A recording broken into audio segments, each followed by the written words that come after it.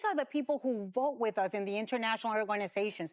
These are the people who send soldiers to go to war with us. This is a bad idea. This is a bad idea. This is a bad idea. You need to be better neighbors. The View is absolutely losing it over Trump's continued success. And in the process, they just exposed their own double standards. The hosts were fuming over Donald Trump's tariffs, dedicating an entire segment to ranting and twisting the narrative. Because let's be honest, tearing down America is their specialty. They thrive on it. But in a bizarre twist, Sunny Hostin, while trying to attack Trump, accidentally ended up backing RFK Jr. and the audience. They booed her. The same crowd that cheers every anti-Trump jab suddenly turned against her for daring to go off script. Let's start with Ana Navarro, who for some reason took Trump's Mexico policy personally. She was outraged over his tariff threats, but instead of focusing on the bigger picture, she spiraled into complete absurdity. She actually complained that Trump's actions might make her tequila more expensive. Watch how she turns this into a full-blown tragedy. And I'll just say, Mexico, Canada, and China together accounted for more than 40% of total U.S. imports last year. But more importantly, Canada and Mexico are the top buyers of U.S. exports in more than 72% of all export categories. 72%. We send our stuff over there. So now if there are these tariffs, that's going to cause problems, billions of dollars of problems. And if the tariffs, if they in turn return the tariffs, let's say it's your coffee, you have a coffee store, and you're going to sell a cup of coffee, and your coffee is $5. You know how expensive coffee is, right? You sell coffee for $5. Now the coffee beans coming in from Mexico are now $5 more. You think if I own that shop, I'm going to eat that $5? No. Your cup of coffee just costs $10. Well, and that's the deal. Let's be real for a second. I just don't get the left's obsession with letting Canada and Mexico take advantage of the US just because we've been allies in the past. Look at the reality. The migrant crisis is pouring through Mexico straight into our borders. Cartels are fueling the fentanyl epidemic, and year after year we rack up a $100 billion trade deficit with these countries. But somehow, we're the villains for saying, hey, if we're going to keep enriching you, maybe secure the border so Americans stop dying. Make it make sense. They openly push for illegal migrants to stay in the US, knowing they'll be trapped in awful working conditions, picking crops for next to nothing. And their defense? Oh, but who will pick our vegetables? Like that justifies the exploitation. But here's the kicker. It sounds eerily similar to what Democrats were saying in the 1850s about slavery, and they don't even see it. They encourage trafficked migrants to risk their lives crossing the border, only to be overworked, underpaid, and left without legal protection, all for cheap labor and lower food prices. And yet, they have the audacity to call themselves compassionate. And Canadian citizens showed how they felt about the tariffs at NBA and NHL games over the weekend. Take a look.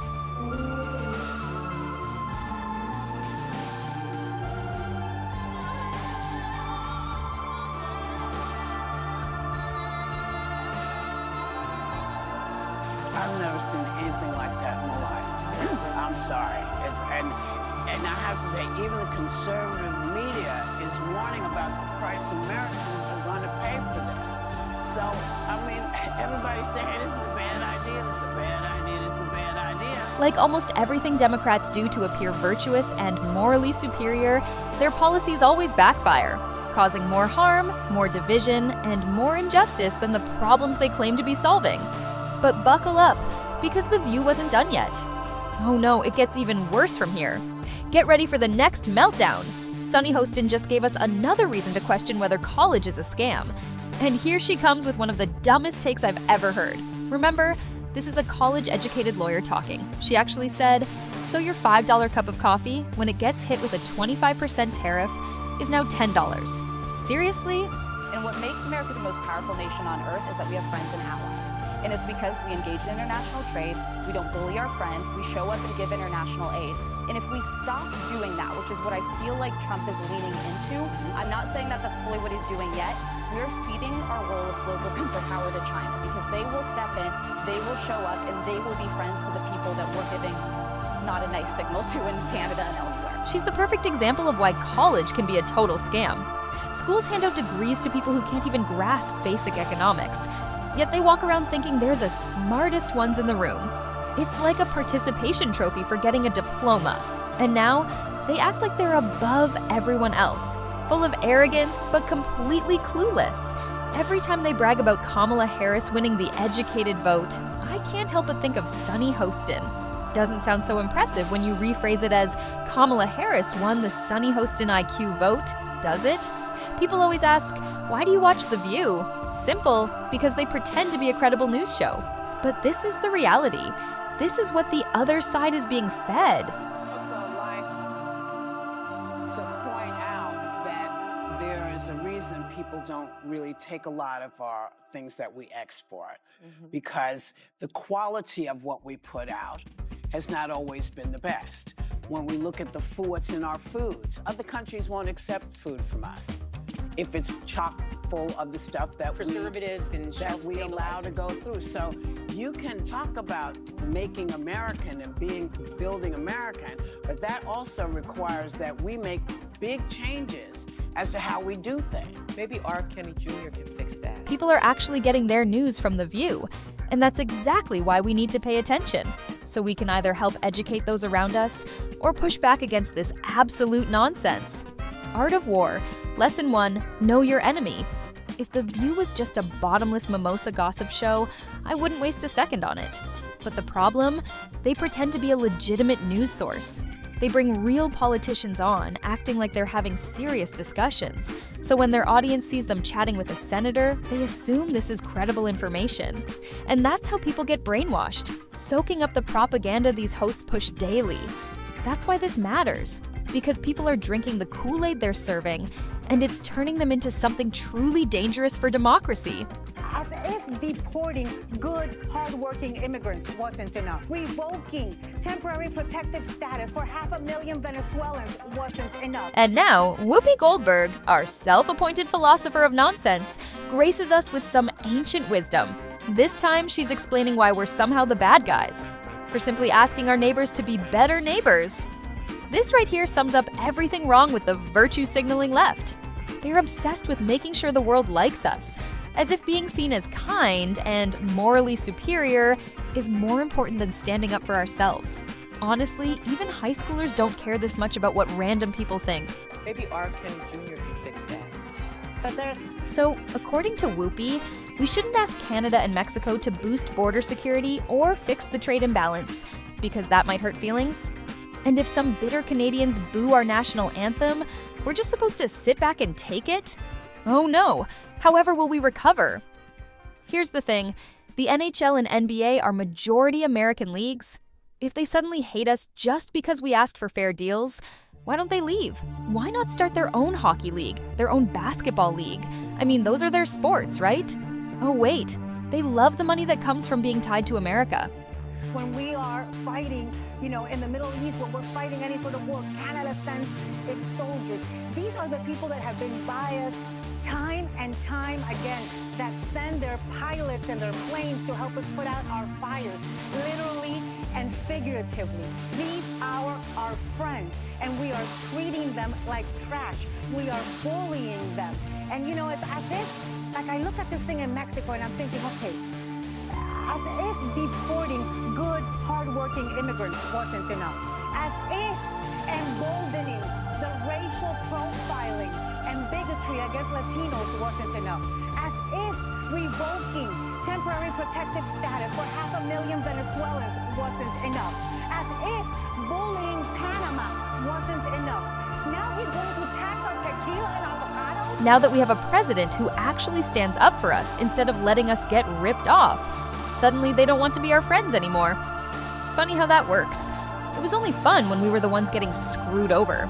And honestly, if that's how they really feel about us, they were never our friends to begin with. Think of it this way.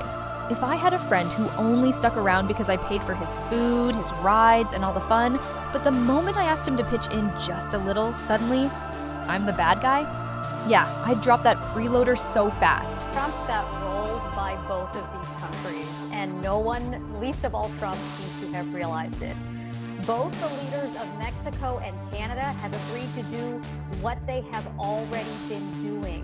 It's just that Trump didn't seem to know about it. Both Mexico and Canada have reached agreements today with Donald Trump to do what we want them to do, which is to put people and technology and resources at the border to stop the flow of people and drugs, illegal immigration, stem the tide. That is the whole point of this exercise, and that is apparently what is happening. And yes, there have been some troops there in Mexico. This is an agreement to do permanent deployment. And yes, some of this stuff in Canada was already announced, but now they were dragging their feet. Now their feet are held to the fire. They've got 30 days to really implement, and they can't pussyfoot around anymore. So the point of this exercise today, to me, had less to do with trade and more to do with saying to our neighbors. And now, here comes Alyssa, weighing in on Trump cutting foreign aid. Usually, she's pretty sharp, but this time, she's completely off the mark. Watch. Then we hit the peak of the episode. Whoopi Goldberg explaining why other countries reject our food because of all the crazy pesticides. And right in the middle of it all, Sunny Hostin accidentally endorsing RFK Jr., and the audience boos her. Watch this meltdown unfold. That, my friends, is what you call a Freudian slip. And it proves exactly why we need RFK. Because our food is garbage, it's harming Americans, and no other country even wants it. But here's the kicker. They've been so brainwashed into thinking RFK is some kind of threat that when Sunny accidentally let some common sense slip, the audience had no clue how to react. For a second, they hesitated. Should they clap? Boo? Pretend it never happened? But instead of thinking too hard, they did what they always do. Mindlessly booing something they don't understand. Classic. You could see it all over Sunny's face. She knew she messed up. For a split second, panic hit. Like she had just realized she broke the golden rule of daytime TV. Never say anything that even sounds like praise for RFK or a critique of the establishment. And the panel, it was like watching a system crash in real time. Whoopi squirmed in her seat. Joy Behar had the expression of someone who just bit into a rotten lemon. And Ana Navarro?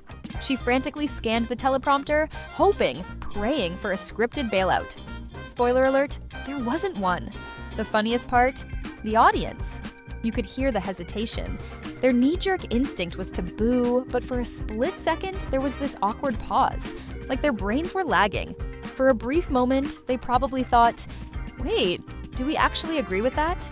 But instead of overthinking, they defaulted to the safest option, mindless outrage. Sunny tried to backpedal fast, but it was too late. The damage was done. She had just validated RFK Jr. in front of an audience trained to see him as some kind of political boogeyman. And no matter how hard she tried to brush past it, that moment was already out there, floating around the internet, destined to be clipped, memed, and replayed forever. And that's exactly the problem with The View. These hosts are so locked into their scripted talking points that the moment they step outside of them, they crash. They don't have real discussions, they recite a script, and if someone dares to challenge them, they panic, shout over them, and then pat themselves on the back for winning an argument that never actually happened. So when Sunny accidentally says something that actually makes sense, it shatters the illusion, exposing just how robotic this whole operation really is. It's not about critical thinking, it's about loyalty to the script. And the second you deviate, even slightly, you get the boos. That's exactly why RFK makes them so nervous. Not because he's some radical extremist, but because he thinks for himself. And for just a moment, Sunny Hostin forgot her script. And that's why I have to ask, is Sunny Hostin actually this clueless? Or is it all just an act? Let me know what you guys think, because some of the things she says, it's almost impressive how wrong she can be. But the outrage over Trump's winning streak isn't just limited to The View. Over at CNN, Scott Jennings just wrecked a panel, breaking down exactly why Trump's tariff threats led to a huge win. The liberal media is in full-blown denial, scrambling to push the narrative that Trump didn't actually get anything. These countries already promised to do this stuff. Mexico already had troops at the border. Oh really? Did they actually have troops there? Or did they just tell the Biden White House what he wanted to hear? Because let's not forget, this was 2021, at the peak of the immigration crisis. So, were those soldiers really on the ground, doing their jobs? Or did Mexico realize that the US had a weak, spineless president and knew they could just throw some empty promises his way to get him off their backs? And then there's Canada. oh, they already promised to spend money, so Trump didn't win anything new. Sound familiar? It's like when your mom tells you to clean your room, and you keep saying, okay, I will. She checks back 2 hours later. It's still a disaster. Can you clean your room? Yeah, I promise. And nothing happens. She checks back 3 hours later. Room's still a disaster. And you say, no, Mom, I am committing to cleaning my room. Sound familiar? That's Canada, that's Mexico. They promised to act before, but they never actually did. Then Trump comes in, puts his foot down, and suddenly things start moving. But the media? They can't admit that, because it would mean admitting Trump was right. And that's just not an option for them. Now, picture this. 3 hours later, Dad gets home, leather belt in hand, storms into your room, snatches your phone, your video games, your TV, turns off the lights, hands you a candle and a Bible, and says, this is your life until that room is clean. That is what Trump did. Sure, you can announce you're spending $1.3 billion, but when are you actually going to spend it? When are you going to implement it? And beyond that, Trump secured 24/7 fentanyl crisis monitoring at the border, plus $200 million in additional resources. That's the real win. And the media hates it. Extra spending, a joint task force with the US. And that just proves why Canada and Mexico have been terrible partners. Why did it take Trump threatening to crash their economies for them to finally do what they already promised? But this is what happens when Democrats live in a fantasy world. They truly believe world leaders just ask nicely and somehow everything magically works out, like some kumbaya, hand-holding utopia. Meanwhile, in reality, Canada and Mexico were stalling, doing the bare minimum until Trump put their feet to the fire. He gave them a clear warning. Make real progress in 30 days or your economy tanks. Honestly, I wish it didn't have to come to that. But if this is the only way to get them to step up, so be it. America comes first. Let me know what you guys think down in the comments. And if you enjoyed this video, don't forget to hit that like button, subscribe if you haven't already, and turn on notifications so you never miss an update. See you in the next one.